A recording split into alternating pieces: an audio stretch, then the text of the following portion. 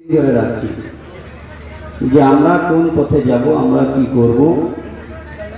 আমাদের সমাজের উন্নতি, আমাদের এসটি, আমাদের ট্রাইবেলিটির অধিকার, আমাদের ভাষার অধিকার, আমাদের সংস্কৃতির অধিকার এবং আমাদের সারনা ধর্ম, যেটা স্বাধীন ভারতবর্ষে আমাদেরকে চক্রান্ত করে শেষ করে দিয়েছে।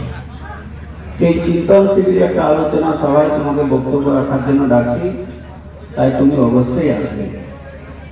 এর আগেও আমি 2-3 বার অজিতদার সঙ্গে ছোট বড় মাঝারি বৈঠক করেছি এবং আমাদের কর্মী সমাজের অনেকগুলো সংগঠন বর্তমানে ছোট বড় মাঝারি হয়ে গেছে। পূর্বাঞ্চল আদিবাসী কর্মী সমাজ, কর্মী সেনা কর্মী সমাজ আর আদিবাসী কর্মী সমাজ মূলত অজিতদার আবেগ এবং বিবেককে কেন্দ্র করেই হাজার হাজার মানুষ বিভিন্ন রকম ভাবে বিভিন্ন আন্দোলনে অংশগ্রহণ করেছে। তো আমি যে কথাগুলো আপনাদের উদ্দেশ্যে বলবো, আমাদের সমস্ত অতিথিবর্গদেরকে আমি শ্রদ্ধা, জোহার এবং প্রণাম জানাচ্ছি। সঞ্জয় ভাই সেদিন ছিল, আমাকে ফট করে একটা উল্টা কথা বলে দিয়েছিল। তখন আমি বললাম, আমি আপনার সঙ্গে চ্যালেঞ্জ করছি, আমি ওই ধরনের ছেলে নয়, আমি ওই স্কুলে পড়িনি, আমি অন্য স্কুলের ছাত্র। সেদিন আমি অন্য কথা বলতে চাইছি, বোঝাতে চাইছি, মোটটা অন্য দিয়ে ঘুরে দিচ্ছে। তাই আমার রাগ হয়ে গেছিল, তখন আমি জেদ করে অধ্যবসায় করে ওই কথাটা বলে দিয়েছিলাম। এরকম কথা আমি অনেক সময় অনেক জায়গাতেই বলি, যেটাই আমার পছন্দ হয়নি সেটাই আমি প্রতিবাদ করি। তো আমি সবাইকে অনুরোধ করবো, যারা আপনারা এসেছেন, শুধু কি বক্তব্য শুনতে এসেছেন না, কোনো চিন্তা ভাবনা করে এসেছেন। আমাদের সমাজকে উন্নত করতে হবে। আমাদের যেমন ট্রাইবেলিটি অধিকার, আমাদের যেমন সারনা ধর্ম, আমাদের যেমন কুড়মালি ভাষা, আমাদের যেমন শ্রাদ্ধ শান্তি, আমাদের সামাজিক রীতিনীতি। 2008 সাল আমার বাবা মারা গেছিল, আমি কুড়মালি রীতিতে শ্রাদ্ধ শান্তি করেছিলাম। অনেক লোক কেটেছিল, অনেক লোক আমাকে টর্চারও করেছিল, কিন্তু সেদিন শুনিনি। সেদিন অজিতদা সহ আমাদের এখানে পুনরিয়ার, আমাদের সাথে পুনরিয়ার গেছিল এবং অনেক আমাদের যারা সমাজের গণ্যমান্য মানুষ, আমাদের এই দাদাও গেছিল কিনা জানিনি, অনেক লোকই আমাদের সেদিন গেছিল। আমি 2008 সালে কুড়মালিতে শ্রাদ্ধ শান্তি করেছিলাম।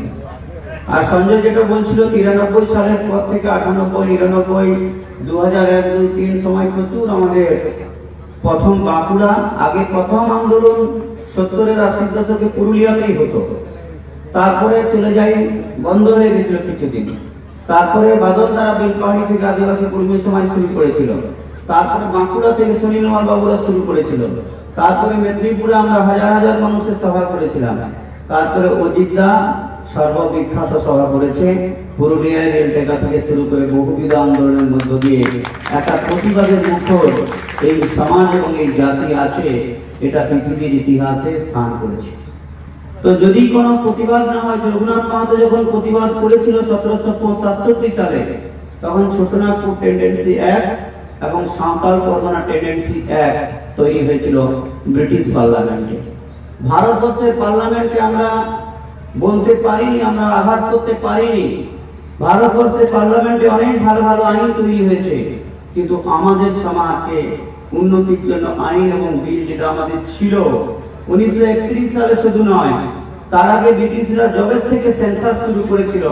প্রত্যেকটা সেন্সাসে আমরা অরিজিনাল ট্রাইব ছিলাম এবং 1931 সালের পর যখন সংবিধানে শিডিউল লিস্ট তৈরি হয়, তখন আমাদেরকে ডিশিডিউল করে দিয়েছে।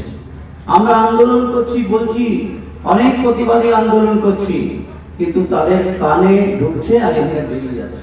তারা করছে না আমাদেরকে ট্রাইবেলিটি, সেটা রাজ্য সরকার হোক, কেন্দ্র সরকার হোক। এটা মানবিকভাবে, সামাজিকভাবেই এবং ধর্মীয়ভাবেই আমাদের এই ট্রাইবেলিটির সত্তাটা দেওয়া দরকার আছে। যেটা ছিল সেটাকে তোমরা লাঞ্ছনা, বঞ্চনা, প্রতিভা আমাদের দুয়ে মুছে দিতে চাইছে কেন? তারই আমাদের প্রতিবাদ এটা চলছে। আমি আপনাদের বলবো, আমাদের সমাজের অনেক বড় বড় মানুষের নাম শুনেছি। পুরুলিয়া কোর্টের জজ ছিলেন ব্রজবাসী মাহাতো, ব্রিটিশ ভারত বা ব্রিটিশ ভারতের পরবর্তী সমসাময়িক। মহেন্দ্র মাহাতো 1922 সালে কেমিস্ট্রির অধ্যাপক ছিল ক্যালকাটা ইউনিভার্সিটি। এবং এইরকম অনেক বড় বড় মানুষ ছিল যারা আমাদের সমাজে প্রফেসর, ডাক্তার, মাস্টার এবং তখনকার দিনে একটা শিক্ষিত পড়াশোনা শিখে বড় জায়গায় প্রতিষ্ঠিত হয়েছিল। তাই আমার আগে যে আমার পল সায়েন্সের প্রফেসর দাদা বলল, সবাইকে আপনারা যারা সবাই এসেছেন, আপনারা প্রত্যেকটি গ্রামে গিয়ে বাউন্ড এডুকেশন বাধ্যতামূলক শিক্ষা ব্যবস্থা চালু করবেন। কোনো ছেলে মেয়ে যেন পড়াশোনা থেকে বঞ্চিত না হয়, তার প্রতিজ্ঞাও কিন্তু আপনাদেরকে করতে হবে। যার যত ক্ষমতা আছে সবাইকে উচ্চ শিক্ষিত করার কার্যক্রম আমাদেরকে তৈরি করতে হবে। ম্যাডাম একদম প্রত্যন্ত গ্রামের মেয়ে, খাতড়ার মুড়া গ্রামে জন্মেছে। ছোটবেলা পড়াশোনা শেখার বাবা হাই স্কুলের টিচার হলো, দুধাতে গিয়ে পড়েছে। দুধাতে পড়াশোনা করে যদি বাঁকুড়া কলেজে পড়ে যদি বাঁকুড়া ইউনিভার্সিটির ল ডিপার্টমেন্টের আইন বিভাগের অধ্যাপিকা হতে পারে, আমি মনে করি আমাদের অনেক বুদ্ধিমান ছেলে মেয়ে আছে যারা SC ST OBC রিজার্ভেশন ছাড়াই ফার্স্ট হতে পারে। পরশুদিন একটা রেজাল্ট বেরিয়েছে ঝাড়গ্রামে, উমাশঙ্কর মাহাতো ফার্স্ট হয়েছে। সমস্ত জেনারেলকে টপকে গিয়ে সে ফার্স্ট র্যাঙ্ক করেছে। সে ওবিসি তে নয়, জেনারেল ক্যাটাগরিতে ফার্স্ট হয়ে চাকরি অর্জন করেছে। এইরকম ছেলেও আমাদের কাস্টের মধ্যে আছে। তাই পড়াশোনা আমাদের শিখতে হবে। আমাদেরকে ইচ্ছাকৃতভাবে এই শিডিউল লিস্ট থেকে বাদ দিয়েছে। তার কারণ তারা পুরুলিয়া, তখন ভজহরি মাহাতো মানভূম লোকসভা থেকে লড়েছিল, জেনারেল সিট করেছিল, একমাত্র MP পায়ে খালি পায়ে হেঁটে ভজহরি মাহাতো দিল্লি গেছিল ভারতবর্ষে। ভজহরি মাহাতো তখন লোকসেবক সংঘ থেকে লড়ে জিতেছিল। এবং এই জামশেদপুর সিটটাকে যাতে জেনারেল রাখা যায়, যাতে শিডিউলে না আসে, যাতে ফিক্স শিডিউল না হয়, যাতে আদি স্থানে আমরা না ভোট করতে পারি, যেটা আন্দোলন হয়েছিল, সেই জন্যই আমাদেরকে এই ST যে লিস্ট, আমাদের শিডিউলের তালিকা, সেই তালিকা থেকে দিল্লির ষড়যন্ত্রীরা, দিল্লির দেশীয় ব্রিটিশরা আমাদেরকে বঞ্চিত করছে, লাঞ্ছিত করছে, অবহেলিত করছে। এই দেশীয় ব্রিটিশদের বিরুদ্ধে জোরদার জিহাদি আন্দোলন করতে হবে। তবেই আমাদের সমাজ সত্তা, জাতি সত্তা, মানব সত্তা, আমাদের সামাজিকতা, মানবিকতা সত্তা বাঁচবে। শুধু মিটিং আসবেন, বক্তব্য শুনবেন, কাজ করবেন, তা করলে কিন্তু হবে না। আপনার পাড়াতেও আপনাকে করতে হবে। আপনার পাড়ায় কোনো লোক যেন লেখাপড়া নিয়ে না থাকে। আপনার পাড়ায় যেন সবাই পড়াশোনা করে, সামাজিক ভাবে, অর্থনৈতিক ভাবে, শিক্ষাগত ভাবে উন্নতি করে, সেই অভিযান চালাতে হবে। স্বরাজ গ্রাম, স্বরাজ ভারত, স্বরাজ জনগণ, স্বরাজ কুর্মী, সেই স্বাধীন সত্তাটা অধিকারের আন্দোলনও আমাদেরকে করতে হবে। আর আমাদের যে দাবি দেওয়া সাংবিধানিক অধিকার যে দিচ্ছে না, তার আন্দোলনও আমাদেরকে করতে হবে। এই সাংবিধানিক অধিকার বহুমুখী অধিকার আছে। কোলবিল, মুন্ডা, ওরাংওটাং, সাঁওতাল, মাহাতো, কুর্মী, পিছিয়ে পড়া জনজাতি, আমরা একটা বৃহৎ ভূখণ্ড জাতি আছি। এই ছোটনাগপুর, মানভূম, সিংভূম, গালভূম, বরাভূম, বঞ্জভূম, আমাদের সুকুমার মাহাতো যে সন্দেশখালী যে MLA, সে কিন্তু ST হিসাবে MLA। তার সাবকাস্টটা ভূমির দিকে বলে সে ST সার্টিফিকেটটা পায়। এবং ওকে অনেক কেস করেছে আদিবাসীরা, অন্তত 12 থেকে 14টা কেস করেছিল। কিন্তু সুনীল, ওই সুকুমার মাহাতোর ভাইয়েরা সবাই ইংলিশের টিচার এবং প্রফেসর, এবং ওদের দলিল এবং রেকর্ড ওরা ব্রিটিশ ভারত থেকে সঞ্চয় করে রেখেছিল বলে ওরাকে কেসে হারাতে পারেনি। ওরা জিতেছে এবং প্রমাণ করেছে যে আমরা ST, আমাদের কাছে তার দলিল দস্তাবেজ আছে।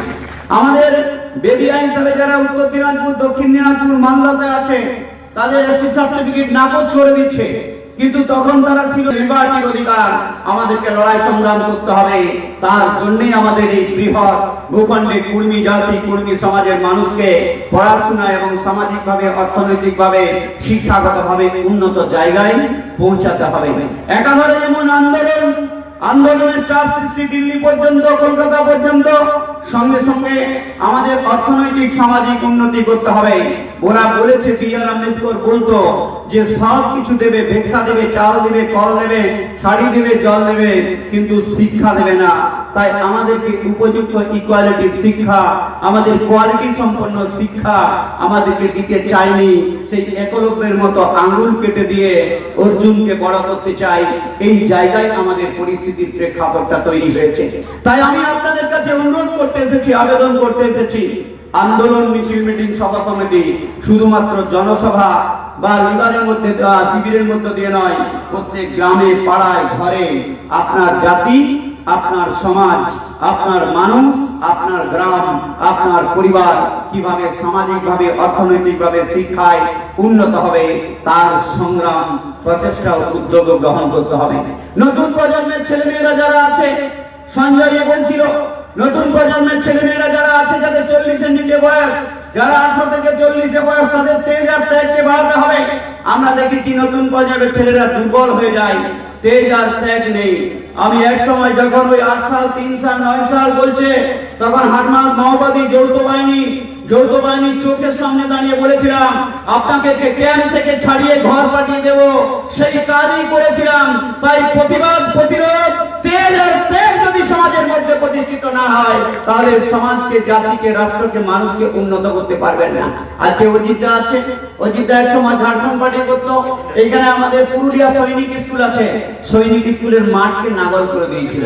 সৈনিক স্কুলের মাঠকে নাগল করে দিয়েছিল, বলছে তোমার বাপের সম্পত্তি, তাহলে আমার পূর্বপুরুষের সম্পত্তি। রঘুনাথ মাহাতো ওটাই বলেছিল 1767-তে, যে জল, জমি, জঙ্গল আমার বাবা ঠাকুরদাদা চতুর্পুরুষরা তৈরি করেছে।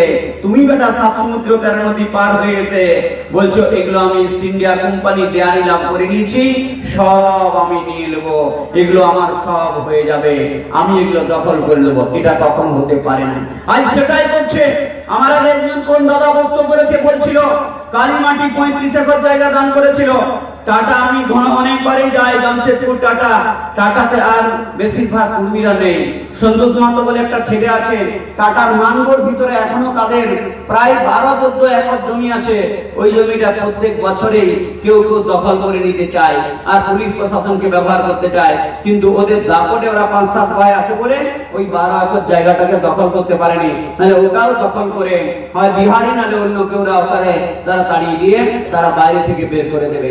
তাই আমি আপনাদের কাছে বলবো, এই আন্দোলনটা সার্বিকত্ব চাই, আন্দোলনের ব্যক্তিটা চাই, আন্দোলনের মন এবং হৃদয় নিয়ে আমার চিন্তা চেতনা, বোধ, বোধগম্যটা চাই। শুধুমাত্র আন্দোলনের জন্য আন্দোলন, শুধুমাত্র আসার জন্য আসা, শুধুমাত্র অজিতদা ডেকেছে বলে এসেছেন, আদিবাসী কর্মী সমাজ বলেছে বলে, জোরবাড়ি করেছে বলে এসেছেন, তারপরে বাড়ি গিয়ে ভুলে যাবেন আপনার গ্রামের কথা, আপনার পাড়ার কথা, আপনার সমাজের কথা, আপনার ছেলেদের কথা, আপনার সমাজের ছেলে মেয়েদেরকে কিভাবে উন্নত করা যায়, দেশে উন্নত করা যায়, অন্যায়ের প্রতিবাদ করা যায়, তার কথা বলতে ভুলে যাবেন। আর বলছিল সঞ্জয় একটা কথা, আমি সবসময় প্রতিবাদ করি, সবসময় বলি, কখনো কখনো মাইকে বলি, কখনো কখনো খালি মাইকে বলি, কিন্তু বলতে কিন্তু আমি ভুলিনি। যেখানে সুযোগ পাই সেখানেই কিন্তু আমি বলি। কখনো কখনো বলতে বলতে আমার পথ চলে যায়, তাও কিন্তু আমি বলতে ছাড়িনি। আমি বলেছিলাম এই লোকটা she is the very bad lady দিদি, এ চুরি করছে, ডাকাতি করছে। আমার পথ চলে গেছিল পশ্চিমাঞ্চলের পথ, কিন্তু আমি তাতে পিছু পা হয়নি। যে খারাপ সে খারাপ, সে তৃণমূল হোক, সে বিজেপি হোক, সে সিপিএম হোক, সে কুর্মী হোক, সে সাঁওতাল হোক, সে ভূমিক হোক, যে খারাপ মানুষ সে খারাপ মানুষ। তাই ভালোকে ভালো বলতে হবে, খারাপকে খারাপ বলতে হবে, অন্যায়কে অন্যায় বলতে হবে, ন্যায়কে ন্যায় বলতে হবে। আপনার বিবেক, আপনার চেতনা যেটা বলবে সেই কাজই করতে হবে। তাই কর্মী সমাজের কাছে আবেদন যে আপনারা আন্দোলন, আপনার সমাজকে যতক্ষণ না অন্য সমাজের সঙ্গে ইকুয়াল করতে পারছেন, উন্নত করতে পারছেন অর্থনৈতিক ভাবে, সামাজিক ভাবে, শিক্ষায়। আজকে পুরুলিয়াতে দেখবেন বেশিরভাগ ব্যবসা কারা করে? মারোয়ারিরা করে। তাহলে আমাদের দোষ নেই কিছু, তার কারণ আমাদের ব্যবসা বাণিজ্য করতে আমাদেরকে কেউ শিখায়নি, কেউ বলেনি খাটো আর খাও, ওই সোনলা শাকের ভাজা আর মার ভাত খেয়ে বেঁচে থাকো, যতটুকু লেখাপড়া হয় করো, আর না হয়তো গরু চারাও, ছাগল চারাও, ভেড়া চারাও, চাষ করো আর ব্যবসা করো, এইভাবেই থাকো। তো এই জায়গা থেকে আমাদেরকে বেরিয়ে আসতে হবে। আমরাকে রাজনৈতিক ভাবে, আমরাকে সামাজিক ভাবে, আমাদের প্রশাসনিক ভাবে, আমাদের জুডিশিয়াল নেবে, আমাদের সব জায়গায় সর্বস্তরে থাকতে হবে। যদি হাইকোর্টে আমরা যাই, দেখবো কলকাতা হাইকোর্টে 2-3টে আমাদের উকিল আছে, একটাও জজ হয়নি। ম্যাডাম 2বার জুডিশিয়াল পাস করেছিল, কিন্তু ভাইবার থেকে ডেকেছিল। একবার বোম্বেতে Life Insurance Corporation Indian law officer হয়েছিল, সেখানেও জয়েন করেনি, সেটাও ছেড়ে দিয়ে এসেছিল। 8 বছর কোর্টে প্র্যাকটিস করেছিল, হাইকোর্ট জজ কোর্টে, তারপরে ইউনিভার্সিটির প্রফেসর হয়েছে।